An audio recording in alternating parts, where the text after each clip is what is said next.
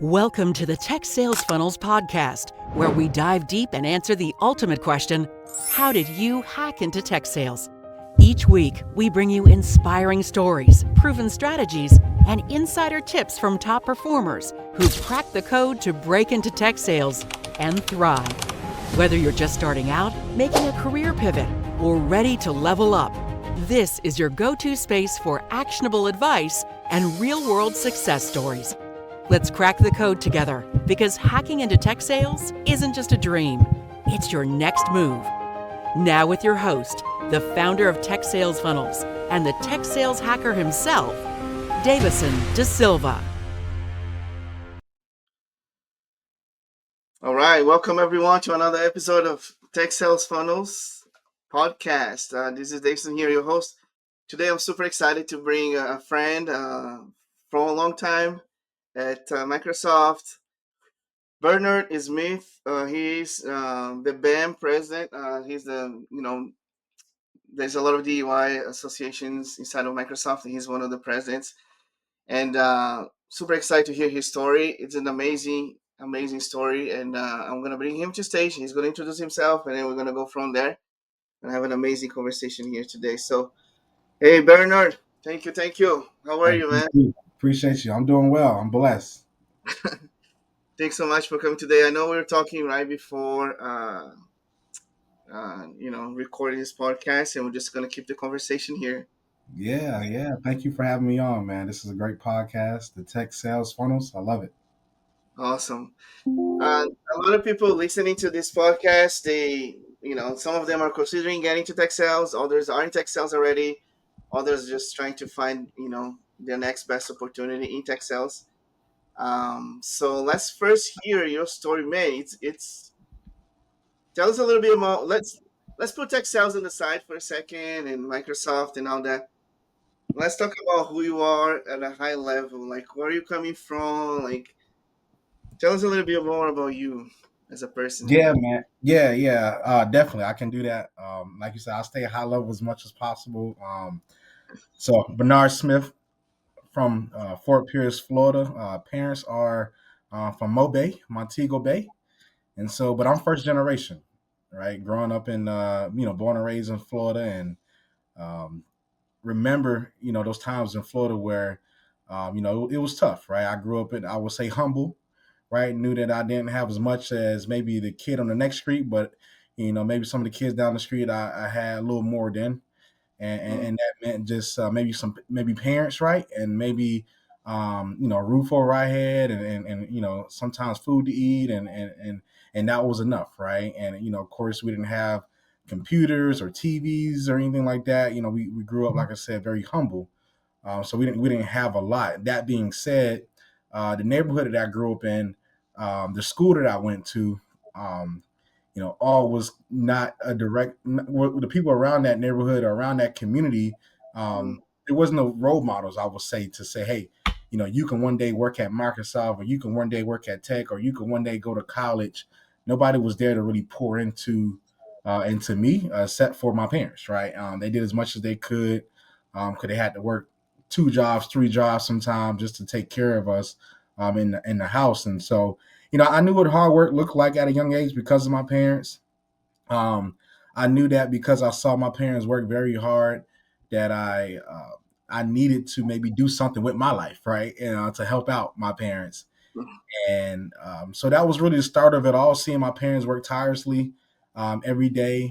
And then also understanding my environment that I was in, there wasn't no people that was mentoring or coaching or helping the next young, child, in this community, be somebody, right? Because, I often say now, and we'll get into that later, things that I do is exposure, right? And that if you are exposed to, certain people, or you're exposed to certain environments, that could change your way of thinking, and that can also give you the confidence that you need, to maybe get where they're at or even higher. And so when I was able to lead that community, I went to John C. Smith University, where I went to college at. It's a HBCU, historically black college and university. And I remember a young lady, I would say, asking me, young man, who do you want to be, and what do you want to do, right? And I didn't have an answer. I was like, hey, I made it out of where I was at, and my parents got me to college. I thought that was it. Hey, I'm just gonna, just gonna do what I need to do to get a degree. And she was like, nah, I need you to really think about like life after college, and take it seriously. And so college was the first time I was surrounded by people that really poured into me and understood what life looked like after college, right? And it was like, hey, I'm gonna give you, and she gave me a laptop that day, right? Oh, And so, just kind of get you the story. She gave me a laptop that day and said, hey, I want you to, take this laptop. It was on her. She gave me this laptop and she said, I want you to, think about, your future. And then she gave me a little bit about STEM too at that talk. And she was like, yeah, the school is investing heavily into STEM. At the time, I didn't know what it was. Like I said, I didn't grow up with a computer. We had to go to the library to do homework or get on the computer. We had to, had to find other creative ways. Maybe a cousin or a friend had to go to their house and do work. mm, So I never understood what a computer was or a laptop like that as a young child. And this is like early 90s, right? And so, in early 2000s, so I didn't really understand all that. And so when I got to at school, she gave me that laptop, and I remember I had a roommate. A roommate, he was into computer science at the time, but he was doing computer science and information systems.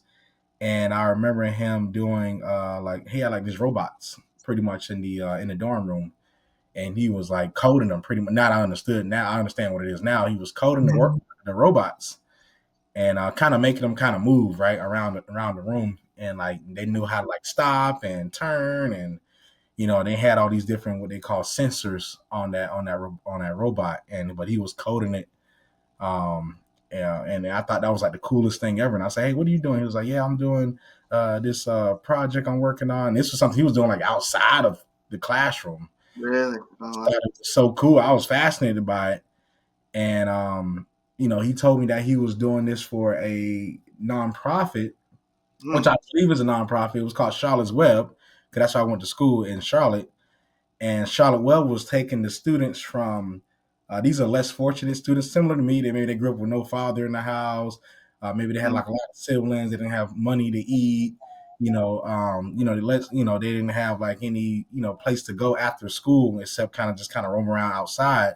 And so a guy that was over it named Corey Carter, he used to bus the students from West Charlotte High School to John C. Smith University, and it was like 20 or 30 of them, and they had like these not like charter buses, but like regular like school buses. And he used to teach them computer science and teach them how to code, and teach them about just being positive role models, and teach them about just becoming a young man or a young woman. And so I thought that was the coolest thing. So that was my other exposure to mentorship, right, to young kids. And so once I had all this in my mind, right, at Smith, and so that thing that experience shaped me to who I am today, because now once I left Smith, I was giving back to I was giving back to the university, helping students, while I was there, while I left John C. Smith University. I graduated with my computer engineering degree because I stayed in the field because of my roommate, because of the young lady who handed me the laptop. And so somebody helped me, just to, make a long story short, somebody helped me, and that's my story. Someone helped me, and I'm back to help everybody else. And so I always said that, I want to pour back into the community that poured into me. And so, mm, as you said, or as we had a conversation before this, you kind of mentioned that, hey, you saw maybe some of the things that I've done, over the years, but it all becomes because somebody believed in me, and now I'm back to bring that belief back to the community so that we can develop more children, more people to believe in themselves. 'Cause I believe that's going to be the greatest trait you must have in this world today, is belief. Because once you have that belief, everything else opens up for you. And so that, yeah, and then so now I'm at Microsoft, and as you mentioned, as a cloud solutions architect in cybersecurity, and I love it, man. And I'm doing a lot of advising, right, being a technical mm, advisor with the customer, making sure they understand the architecture of their tooling and their technology, and then also positioning as we talk about sales. positioning them to maybe acquire more toolings and technologies based on their current strategy or architecture. And so that's Hmm. kind of what we do now. And so, yeah, just want to give you that there. No, I love it. I love it, man. And I remember like first time I met you at Microsoft, and you know, I was new, and then I was on the event, and then you just came say hi, and I think at the time you were like helping the BAM leadership, and now you're the president. And from the beginning, I saw that you're like you're just natural. You want to build community, and you want to serve, and you want to help, and I can see that on you. And I appreciate you making this time here. And I know this is going to inspire someone that's listening to this podcast. Amazing story, man. Like, tell me more about how did you get into technology? Like, it was right up. So you saw your roommate doing all those robots. Like, so you went into school. Like, your degree was. Did you get into technology right after school? Like, how that happened? How did you make your way to tech sales? Um, yeah, so to I got in tech. Yeah, the roommate kind of added to that. When I was a kid, I always loved like PlayStation, right, Xbox. That's as far as I knew about technology at the time. But but I was interested in playing video games, right? And so that to me, that was my first exposure to technology.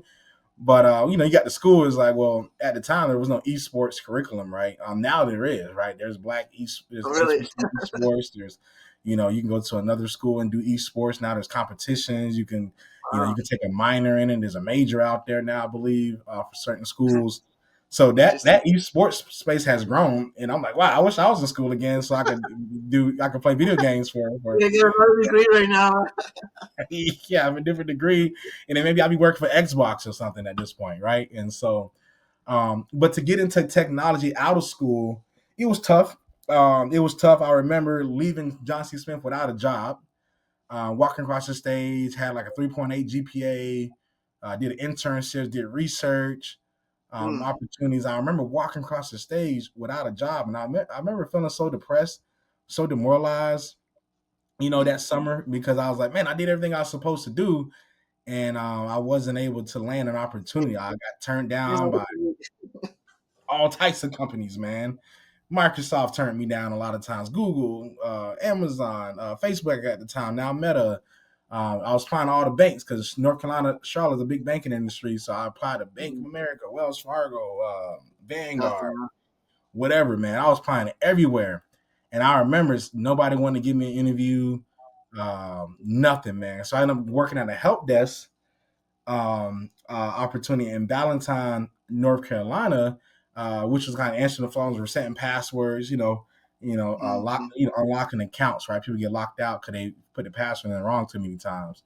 So I ended up I ended up going on Indeed, getting a contract position like $9 an hour. And I remember working at a help desk for BA Systems that summer, all the way up until about probably up to that next year in 2018.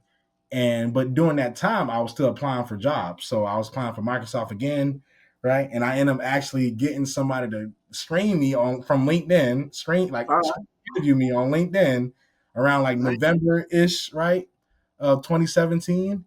And I thought it was fake because they reached out to me on LinkedIn, and I Really? was like, "Oh, this is fake." Like I know y'all not. I done got turned down so many times. I didn't even believe that somebody wanted to interview me at this point. Crazy. And so I took the screening. It was like a 15-minute screening. They was asking me all these, basic questions about my, what I did in school and what am I doing now. And I thought it was fake. And so they ended up like saying, hey, you know what? I got like a call like 2 weeks later. They was like, hey, we want you to come to Dallas and interview for Microsoft. I was like, oh, it's serious. That And was not. I remember being so nervous, like, and so excited and ready. I don't know if I wasn't ready, but I was like, I got to get ready because I didn't even know what this was about to look like. I'm like, I'm going on to Dallas.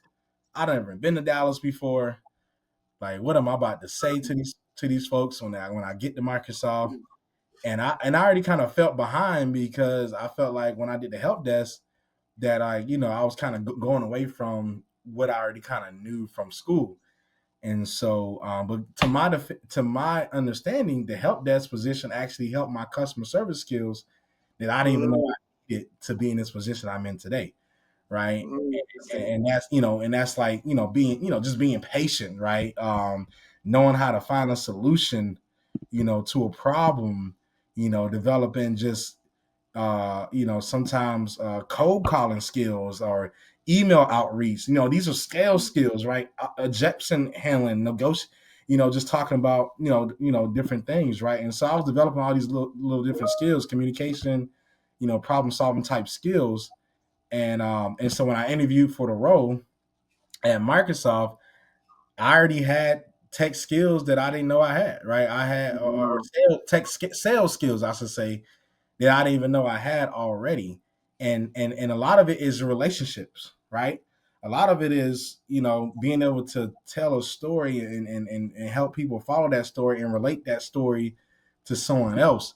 And so when I interviewed, I was in the interview talking like I've been here before, like the people at Microsoft already knew me, and I was making connections with the folks at Microsoft, and I believe they just kind of loved the way I kind of, positioned who I was in the interview, in Uh-huh. terms of relationship building within the interview, and that connection to the product of Microsoft or the features of Microsoft or the CEO of Microsoft, talking about that journey and what I researched and relating it back, to the people that was interviewing me at the time. And I believe that's why they hired me, man, because they say, hey, you have this, as they call this, the gift of gab, right? Mm. That gift of gab can sometimes take you further than having like really deep No, technical taking notice. skills. Yeah, yeah. And so I think that's how I got the position that I got, because even though I didn't understand what tech sales was, but I did understand how to be a person Wow. who develops relationships with other people. From an inbound scam DM from Microsoft all the way to the final round. Yeah. That's amazing. So you became a premier field engineer. Is that what the Yep. position was? Yep. At Okay. the time, as a benefit engineer, where I worked on, Exchange Online, email, Outlook, and I really just going to, at this time before COVID, you could travel, right? And I Oh used to yeah. travel to other companies around the world, and I used to Wow. talk Nice. about Exchange and help them build up Exchange Online, help them migrate off Exchange, and just do workshops, do trainings, do assessments, right, of their environment, and overall just build a relationship, right, with the customer. And so I was doing that for about 2 years. Then the role, we did a reorg. Then I became a customer engineer, Mm-hmm. and that was similar to the same role, but this one they kind of wanted us to start kind of having what we say like you don't want to lead the customer without like being able to position something else, right? Almost like what sales is like, hey, there's a lead for something else out of the conversation I had with the customer. It wasn't like, hey, I just talk exchange and that's it. Well, now I talk exchange and I might say, hey, what about your devices? What are you doing over Mm-hmm. there? And so now I'm leaving that conversation like, hey, I scoped out, a lead for maybe taking care of devices as well as where he was there just to take care of their servers for exchange. But now I left with another conversation for devices, which Mm-hmm. then that started getting looked at like, okay, even before I even got into a cloud solution architect role, which is kind of like more getting into that, almost into that sales route. But even in that, I was getting what we call customer success account managers, right? When I used to go on site with them, because they're there on the account side. But if I'm positioning new upgrades and licenses because I understand other features and how things work together in a house, man, the customer now is like, hey, I want to upgrade my licenses because this guy's telling me all this other cool stuff, or this guy, he's so cool and friendly on site. Um, I want to work with him more. So now Nice. the customer is willing to invest more into Microsoft because of what I'm doing on site. And so I didn't even know I was selling at the time because I wasn't getting incentivized for it, right? At the time, Right. Yeah. I was making sales or at least leading us to sales, which then that's when I understood more about what we're going to continue to talk about, which is tech sales. Yep. Very interesting because You mentioned something very important. It takes like takes a village or an army, right, to make a big, sell at Microsoft, and every piece is important. And a lot of times people are just thinking about, oh, I want to be an account executive, or I want to be like, or people thinking that tech sales is just like picking up the phone, for offering solutions. It's the engineer, is the support, is the CSM, right? It's the CSA that you're going to talk about now. So, uh, how did you move? How did you move though from one role to the other? Was like a recommendation? Did you kind of apply internally? How did you progress Um, with Microsoft? I would say for me, just a natural progression of Microsoft. I believe that when there's certain ways you get roles, right? When you're already in the company, you can get it by internally applying. You can get it also by somebody recommending you to be in this particular role. And then some people just create their own role, right? At Microsoft, and then they'd be like, "Oh yeah, we actually need somebody for that." Me was more just a natural progression to cloud solution architect because of what I was already doing. And so the recommendation is, hey, you should stay on this side of the house because you have the technical capabilities and you can support the sales process. And so what a Mm, cloud solution architect is doing is we are the more technical folks, but we support the sales process. Now we're not the salesperson, from they have actual sellers at Microsoft, and you understand that. But I am the technical person that can help the pipeline of that sales process. And that may be from hey, we're going to start here and we're going to talk about the technical, architecture of your environment, your strategy and program. And I'm going to scope out what I feel will you know, help your strategy on what you're trying to accomplish today or your problems, your pain points, and what initiatives, right? And certain promises on how we're going to help you deliver it, right?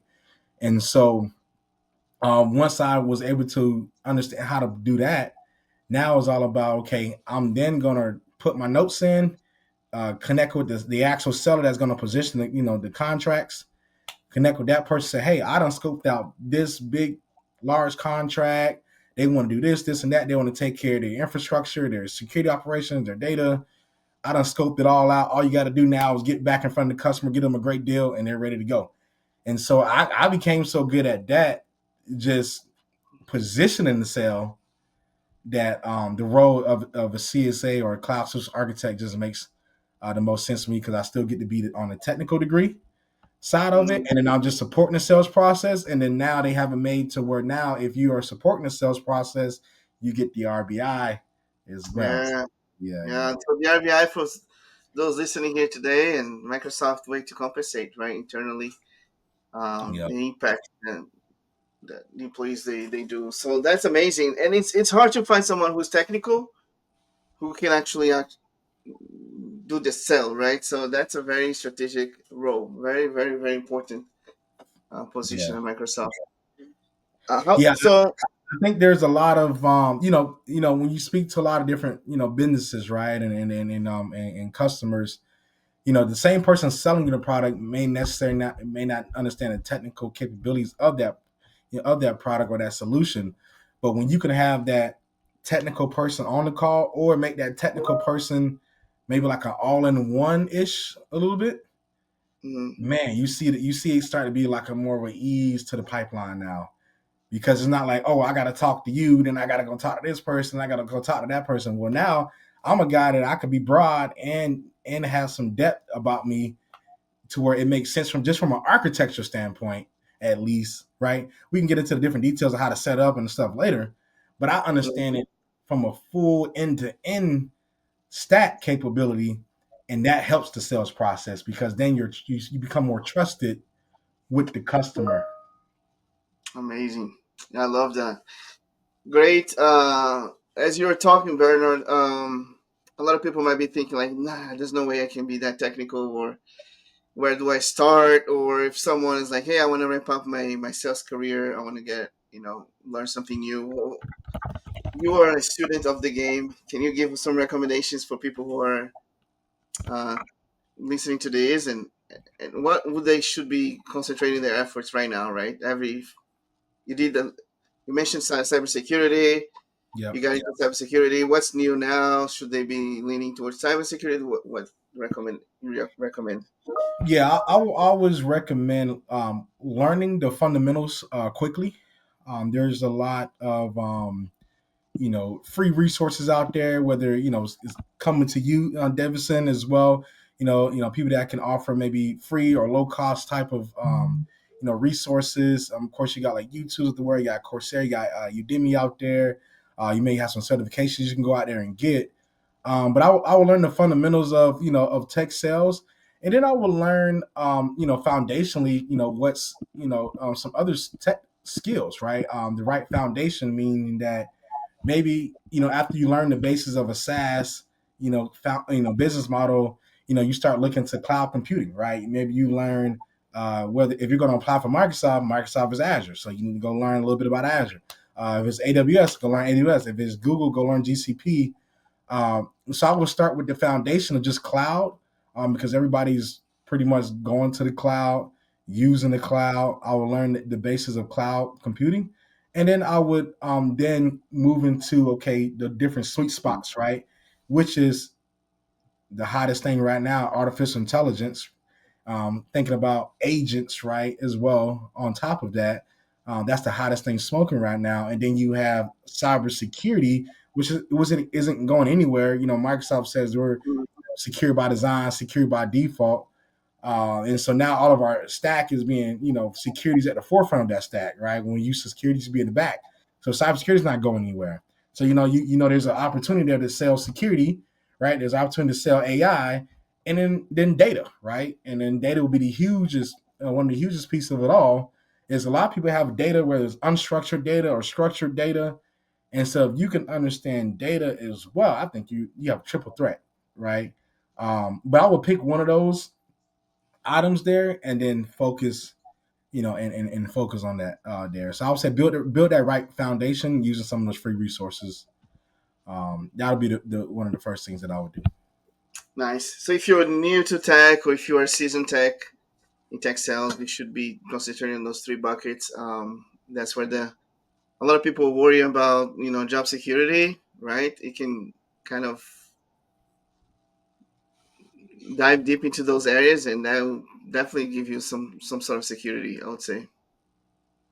Oh yeah, yeah, and then once you develop that, then from a sales perspective, develop cold calling, right?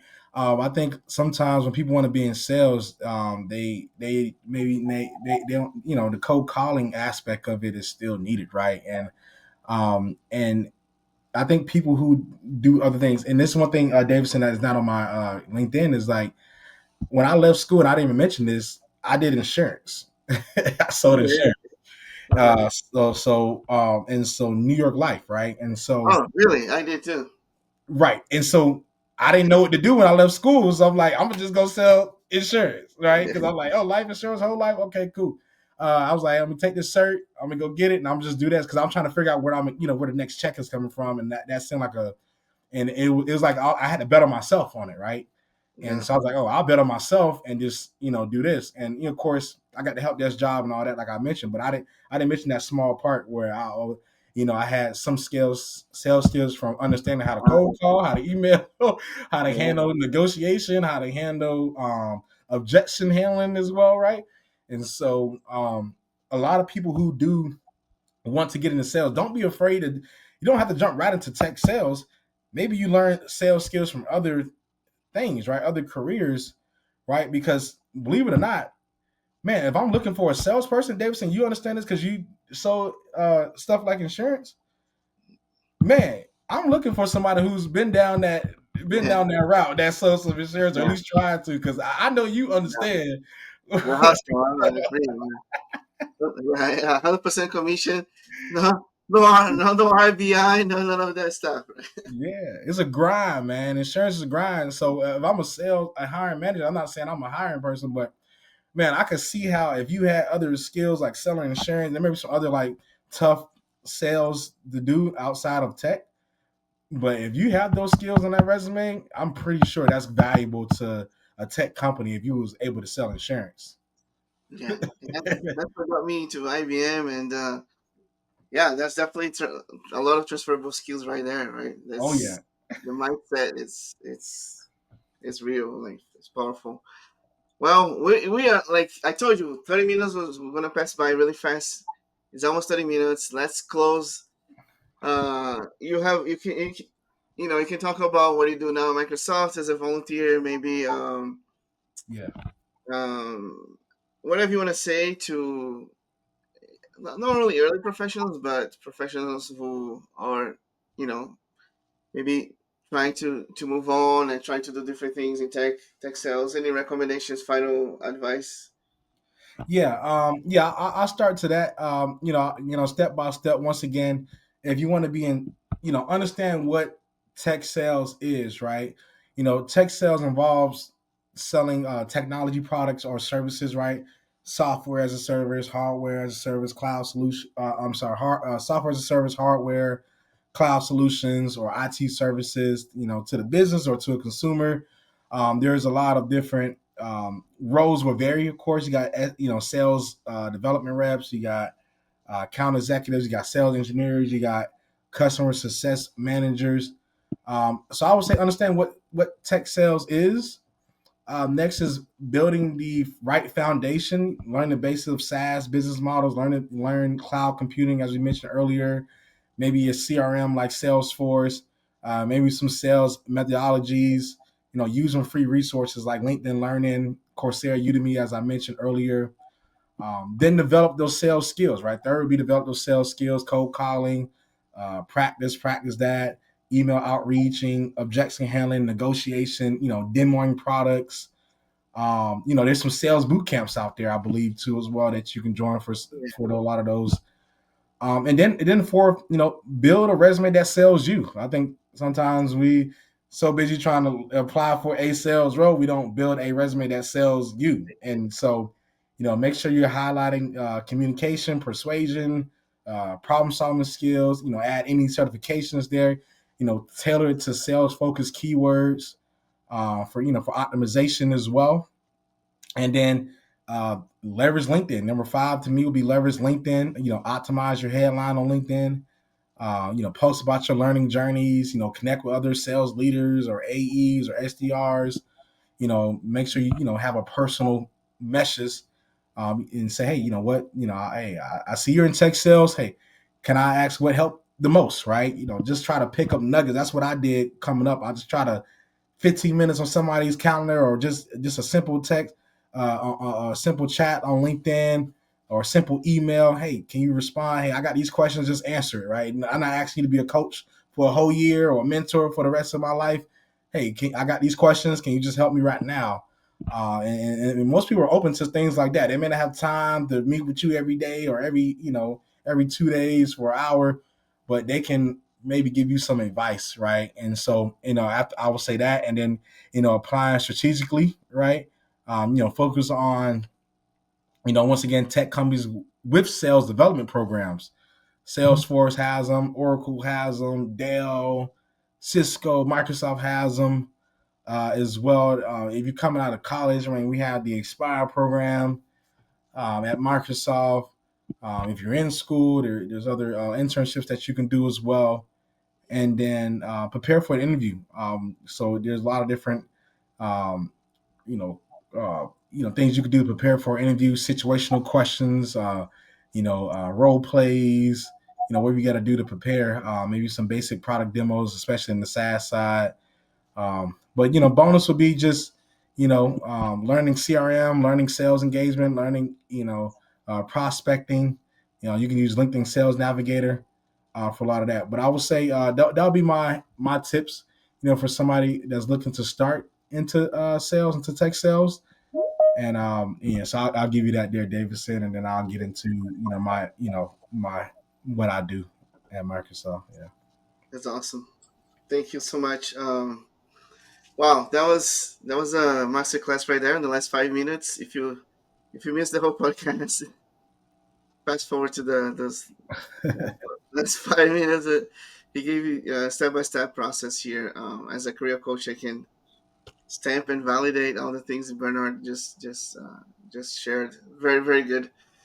Thank you so much, man. Like If anybody wants to connect with you, they go on LinkedIn, find you, right? Is that Yeah, yeah. wait, Connect me on LinkedIn. Bernard Smith Jr. On LinkedIn.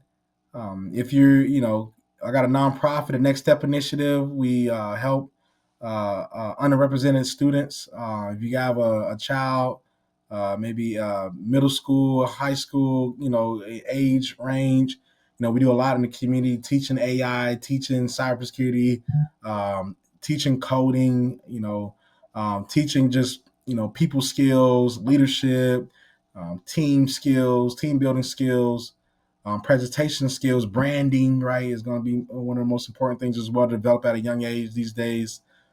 Teaching a lot of these skills that is going to be needed, right? Once you get to high school, once you get to college, once you leave college, or if you start your own company as well. And we got people that come in and teach entrepreneurship. And so I got a nonprofit that does a lot in that route, the Next Step Initiative. Also, if you follow me on LinkedIn, feel free to book me for any speaking engagements. If you want me to come speak to the students, speak to your business, you can always reach out to me as well. I can come in and speak about tech. I can come in and speak about, maybe being a motivational speaker, or be a purposeful driven speaker as well. And so there's different ways you can connect with me, even outside. And of course, if you're trying to get into Microsoft or want some tools or some help, definitely feel free to reach out to me. We can connect about roles at Microsoft and interview prep and resumes and maybe getting you connected to the right people. And so I love to do that too as well. wow, that's a lot of giving there, man, and he's being real because that's who he is and that's what he does. So I appreciate, man. Thank you so much. We Thank might have you. to, I might have to bring you back and then bring more of the band, interview more of the band folks over there at Microsoft, and right. Yeah, oh yeah, Davison. We would definitely appreciate that, man. I think what you have here is so important. Having a voice is so important, and for a long time when I was younger, I didn't understand my voice. I didn't understand how powerful it was, but I started believing in that voice. I started to hear that voice, and what you're doing here is giving people a voice to share their story. And as we know, Davison, we've been in the same company. Your story is the most powerful thing you have, and so if you can tell your story in the right way and position that story, and that is your sell, right? That is your brand, right? It's who you are, right? Right. And so keep developing you. And so I'll leave y'all with that there. Right. Thank you so much, Bernard. And this is it for today. Thanks so much, everyone, for listening. Thank you. Thanks for tuning in to the Tech Sales Funnels podcast, where we crack the code and uncover the strategies to break into tech sales. If you found value in today's episode, don't forget to subscribe, leave a review, and share it with someone who's ready to hack their way into this exciting career. Remember, hacking into tech sales isn't just a goal, it's a mission. Let's keep hacking, learning, and winning together. Catch you next time.